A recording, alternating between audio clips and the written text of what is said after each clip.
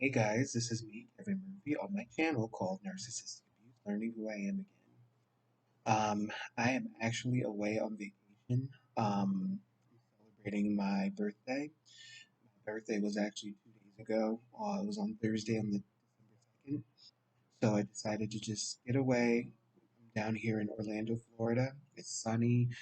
The weather is gorgeous. It's been in the 80s the last couple days. I came um, very late Wednesday night, and I will be here up until early Monday morning. Um, I apologize for not being on my channel as much. I've been moving. I moved into the city in the state that I live in, and been loving my new apartment. Been loving just the change. Just made a lot of change, like a lot of well-needed changes recently, and it's been really incredibly busy with a lot of the things that's been going on. So I am going to be on my channel quite a bit these next couple weeks.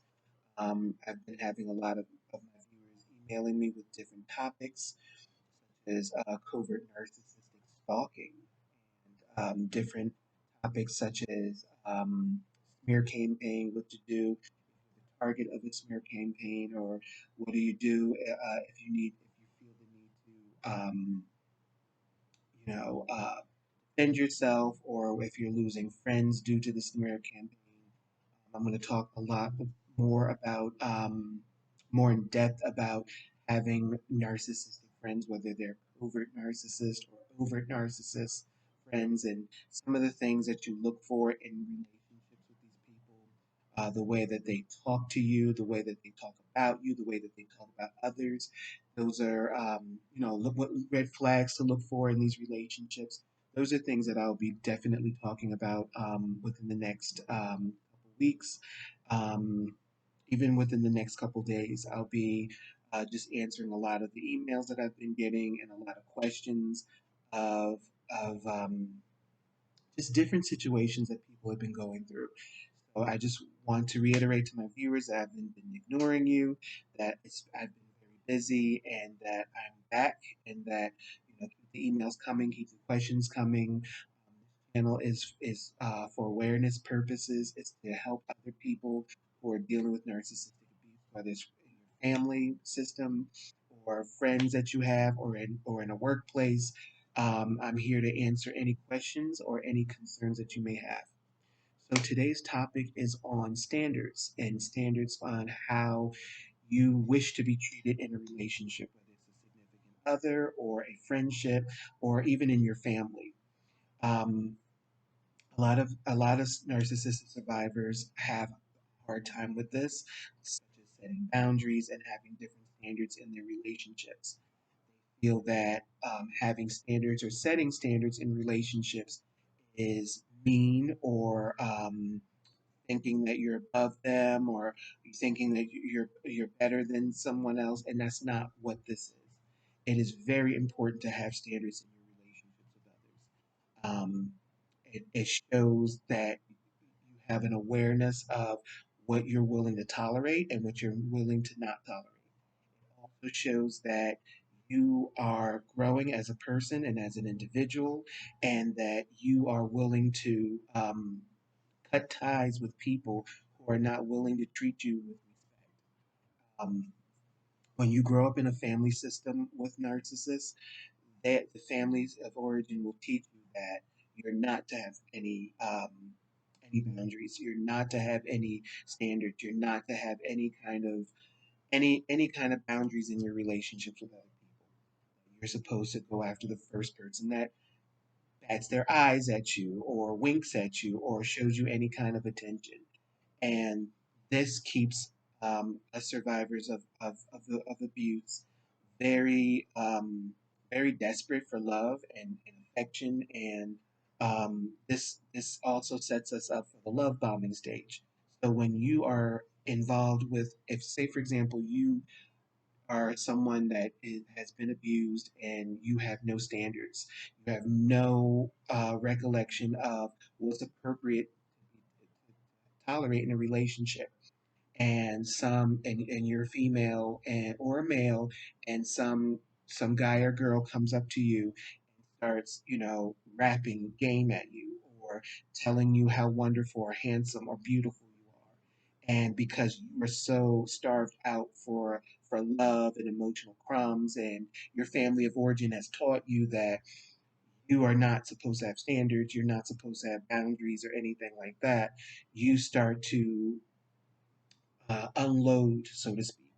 Start to allow yourself to be wooed by them, and and one thing leads to another. You start to seek validation. You start wanting them to.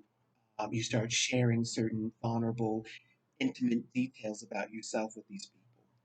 Then they love bomb you by telling you all the wonderful things that you want to hear. Then you're floating on cloud nine.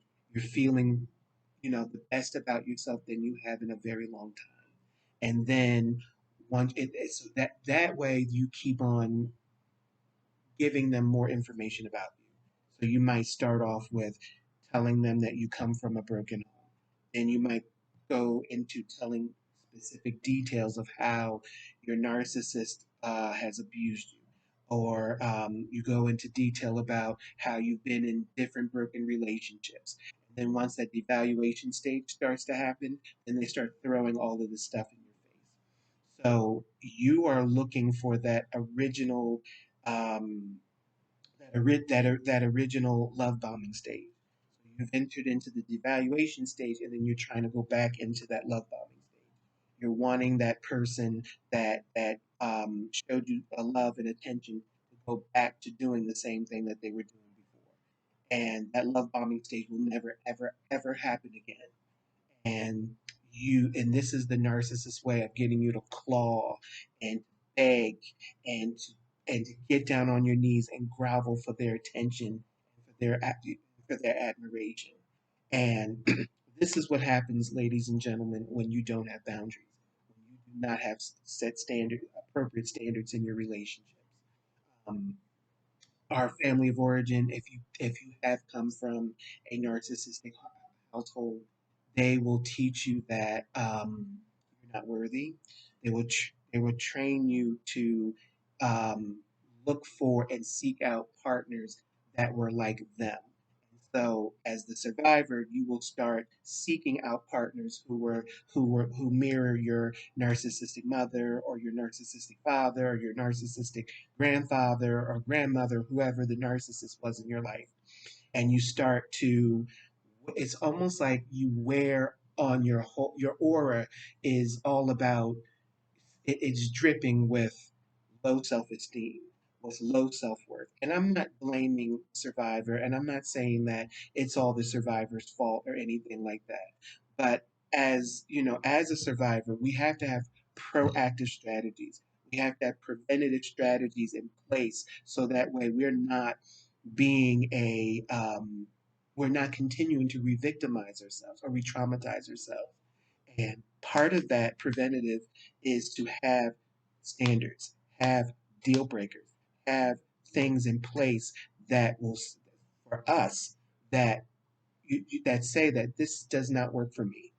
When so, for example, if you have a friend that where you hear is constantly gossiping about other friends in their life or mutual friends that you have, and they're saying that, oh, I think that dress that Bernadette is wearing is too tight, or did you hear what Bob told me? Bob said that his mother was on crack, or his dad was sleeping around with different women. Now, these are things that these people will tell these narcissistic friends in confidence because they feel that because the narcissist is like a wolf in sheep's clothing. They make themselves available to you, and they come across as if they're the best thing that you've ever found in your life. That you can tell them anything. You can tell them anything about your life and about your story, and it's all a fraud. And so these people are left re-traumatizing themselves because now they have given them and divulged all this information to them, and now it's kind of like, well, I don't trust this person. And what I'm trying to say to my viewers who are watching this is, you've got to have standards. If you see that there's a friend that's gossiping about someone else to you, don't think that they won't do the same thing with you. You If you are sharing information with these people, and whether it's about your home life or just your own vulnerabilities or your own insecurities, and you're sharing these things with these people, and then these people are sharing the, the other friends information about them to you, do not think that they're not doing the same thing with you. I'm a huge proponent of the person who gossips with you is the person that gossips about you. It's very, very true. So that's one red flag that you should look for, and that that should be um, a template of what your standards should be. That I'm not going to tolerate someone who's, or be friends with someone who's going to be gossiping about me. Another one would be just a lack of empathy, a lack of compassion. So if someone if that narcissistic friend of yours is gossiping about you and saying that, oh, my, Sue is getting on my nerves, complaining about how her mother is sick, and how her mother is dying, and how her mother needs meds, and how her mother's doing this. That is a red flag. That is someone that is showing a lack of empathy. That's someone that's showing a lack of compassion. That is someone that is showing you that if you were in Sue's position and you were going through somewhat of the same thing, that she or she would do the same thing with you. So that's another red flag. Um, just showing other people how you're willing and wish to be treated. And I think that another indicator of how to set boundaries is to never be afraid of being alone, no matter what your narcissist in the past has taught you, no matter what your narcissistic partner has taught you. There's nothing wrong with being by yourself and enjoying yourself in your own company. I used to hate, being in my own company. I used to feel that it was weird doing things by yourself. I used to feel that I needed people in order to feel good about myself and in order to have a nice time. And I started taking a step of faith and taking a step out of my comfort zone and started doing things that I love by myself. Started off with going to going out to dinner on a Friday night by myself at one of my favorite restaurants, then going to a movie by myself. I came down here on this vacation by myself, and I am enjoying every bit of it. And sometimes you have to, what makes you vulnerable to a narcissist is not being able to enjoy your own company. And that narcissist knows that. That's what keeps you clawing and scratching and begging for their approval, and addicted to their approval, and addicted to their drama, is the fact that you're not comfortable in your own skin. You don't get If you don't know yourself, you're not going to know what your standards are. If you don't spend time with yourself, you're not going to know what you need to have in order to take care of yourself or to engage in self-care. And so it's important to know how to love yourself enough to be alone, to do certain things. I'm not saying that you need to do everything by yourself, but I feel that it's important to engage in self-care to where to you know to bond with who you are, to build a rapport and a relationship with yourself. Once you build a rapport with yourself, once you're giving to yourself, once you're allowing God to pour into you, then you are able to pour positive energy into other people. When you are starving for love, and you're not kind to yourself, and you're not spending time with yourself and doing certain things for yourself, then you're going to be a magnet for narcissistic predators and narcissistic people and friendships and the like. The narcissist will tell you that you're selfish for engaging in self care. and you're not. Actually the opposite. When you engage in self care, you're taking responsibility for your own emotional growth, for your own emotional well being. You're not dependent on your partner. You're not dependent on your friends. You're not dependent on your family members to take care of you and to engage in in your emotional well being. You are showing when you're engaging in self care, you're showing yourself and you're showing others in your life that you are taking full responsibility for your own emotional growth, for your own happiness, for your own joy. That your joy and your happiness is not contingent on what's outside of you. Your joy and your happiness is contingent upon what's inside of you.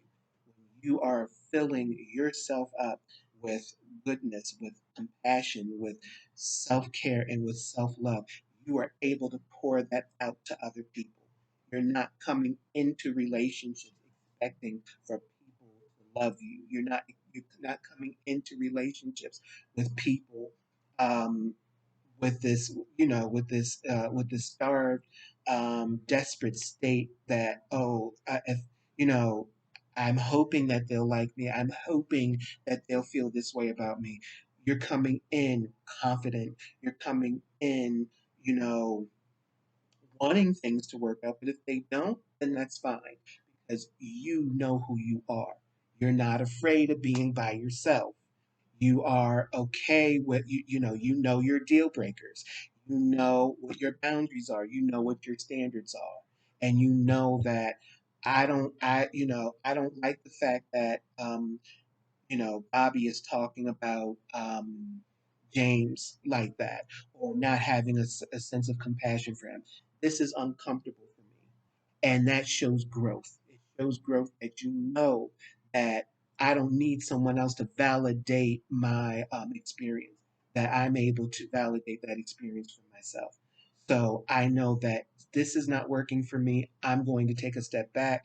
That doesn't necessarily mean I'm going to cut the relationship off, but it means that I'm going to take the right um, parameters of maybe distancing myself or um, hanging around people that I know that will complement my values, that will complement how I feel about myself.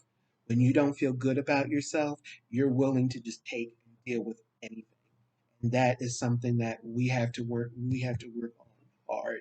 We have to work on loving ourselves, valuing, having standards and valuing our own alone time and reflecting on the things that we're learning when we're by ourselves.